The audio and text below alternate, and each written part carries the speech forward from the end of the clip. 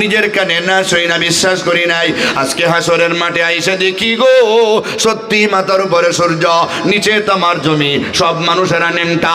মা বাবা তার সন্তান থেকে পলায়, সন্তানেরা মা বাবা থেকে পলায়, পয়গম্বরেরা কান্দে, জাহান্নামে হুঙ্কার দেয়। আল্লাহ তোমার হুঙ্কার সবগুলি নিজের চোখে দেখলাম, আবসর না ওয়াসামিনা, নিজের কানে শুনলাম।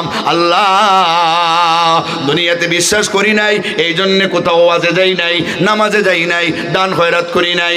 আল্লাহ গো ফারজিনা নামাল সালিহা, আবার আমাদের দুনিয়াতে দাও গো আল্লাহ, আমরা বেশি বেশি করে নেক আমল করব, বেশি বেশি করে দান খয়রাত করব।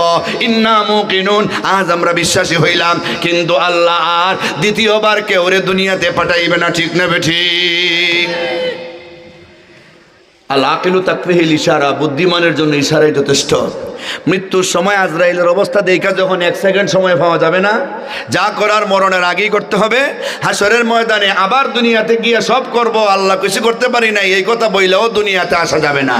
তাহলে এই দুনিয়া থাকতেই পরকালের সামান তৈরি করতে হবে। এমন আল্লাহর বান্দা কেউ আসেননি যে আল্লাহর নবীর বাগানের 2 তালা কাজ কমপ্লিট করার জন্য